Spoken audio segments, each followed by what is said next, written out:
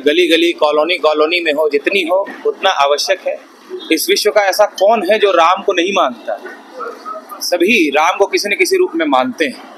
कोई कहता है मेरा बेटा राम के जैसा हो, मेरा भाई राम के जैसा हो, मेरा मित्र राम के जैसा हो और मेरा राजा राम के जैसा हो। सब राम के गुण तो सभी चाहते हैं। तो राम के गुण यदि सब में आए तो फिर सब चरित्रवान बनेंगे, संस्कारवान बनेंगे, विश्व में शांति होगी। इसलिए राम कथा का आयोजन होते रहना चाहिए और इसी उद्देश्य से राम कथा का आयोजन है। केवल कथा के माध्यम से ही नहीं बल्कि लोगों के बीच जाकर भी जो धर्मगुरु हैं, संत हैं, आचार्य हैं, वो उन्हें प्रेरित करें। और हम सभी जितने भी हिंदू हैं उन सभी का यह दायित्व है कि वो अपने पहले परिवार से शुरुआत करें। परिवार के बच्चों को राम जी के बारे में बताएं, भगवान श्री कृष्ण के बारे में बताएं, उन्हें सिखाएं। परिवार से हमारे आसपास के लोग भी सीखेंगे और इस प्रकार धीरे धीरे धीरे जब हम प्रयास शुरू करेंगे तो छोटे बड़े हर प्रयास से एक दिन हमारी संस्कृति जो रही है वो फिर से चाहिए कि हमारे पास स्वाध्याय है कि नहीं। जब हम स्वाध्याय करेंगे ग्रंथों का, गीता भागवत रामायण का, तो उसमें संतों के भी लक्षण दिए हुए कि धर्मगुरु होता कौन है, संत होता कौन है। तो जो लक्षण वाले संत हैं, धर्मगुरु हैं, आप उनकी बातों को माने और ऐसे धर्मगुरुओं पर जो हमारे बड़े आचार्य हैं वो उन पर कार्रवाई भी करें ताकि वो समाज विमुख न करें समाज को। आप शिक्षा के साथ साथ अपनी संस्कृति को भी सीखें। शिक्षा भी आवश्यक है और संस्कार भी आवश्यक है। संस्कार यदि है तभी आपका परिवार जुड़ा हुआ है, आपका प्रेम एक दूसरे से जुड़ा हुआ है, समाज जुड़ा हुआ है और सब जुड़े हुए हैं तो ही देश भी जुड़ा हुआ है, देश भी सुरक्षित है। और यदि आप केवल अर्थ के लिए धन कमा रहे हैं और माता पिता वृद्धाश्रम में हैं, तलाक हो रहा है, आप गायों को सड़कों पे छोड़ दे रहे हैं या गाय की सेवा आप नहीं कर रहे हैं, तो इस प्रकार से आप।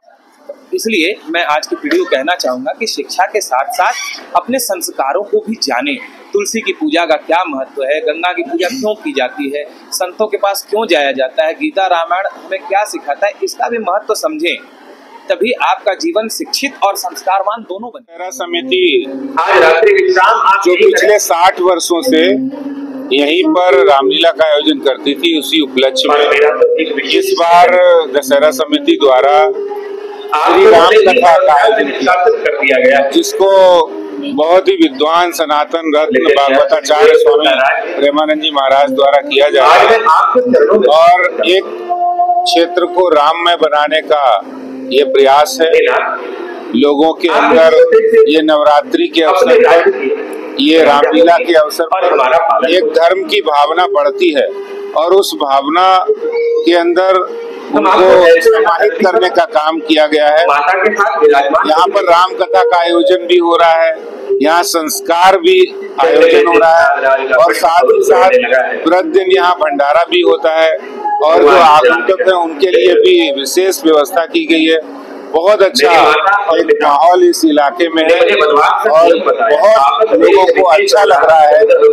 एक अंदर से ऊर्जा आती है नवरात्रि के अवसर पर। प्रभु राम जी के चरित्र, उनके जीवन को अपने अंदर लाने के लिए लोग कोशिश कर रहे हैं इस राम कथा को सुनकर। 40 सुंदरकांड का पाठ और माता की चौकी का आयोजन क्षेत्र में ये इस समय ऐसा माहौल है, नवरात्रि का पूरा वातावरण दिल्ली का धर्म में है, तो उसमें जो जनता की भागीदारी, लोगों की भागीदारी एक देश का दर्पण है।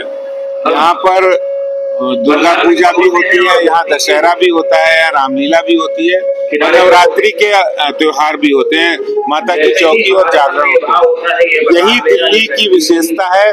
दिल्ली एक देश का मॉडल है जहाँ हर प्रांत के, चाहे वो बंगाल हो, चाहे महाराष्ट्र हो, चाहे वो गुजरात हो, यूपी हो, बिहार हो, हरियाणा हो, पंजाब हो, हर जगह के लोग हैं। तो इसलिए अपनी अपनी आस्था यहाँ दिखाते हैं और सब लोग बड़े श्रद्धा के साथ मुख श्री मुख से सनातन धर्म को युगों युगों तक आगे बढ़ाने के लिए एवं संसार के कल्याण के लिए, प्राणियों की सद्भावना के लिए, सनातन धर्म को अपने युवा लोगों तक जागरूक करने के लिए आज का ये जो कार्यक्रम है, ये हमारे विश्व के कल्याण के लिए एवं हमारे भारत देश के कल्याण के लिए, हमारे समाज के कल्याण के लिए, ऐसा हम लोगों ने कथा के माध्यम से सभी को जागरूक करने एवं सनातन धर्म की रक्षा करने के लिए सबको प्रेरणा दिया एवं सबको बताने का कार्य किया।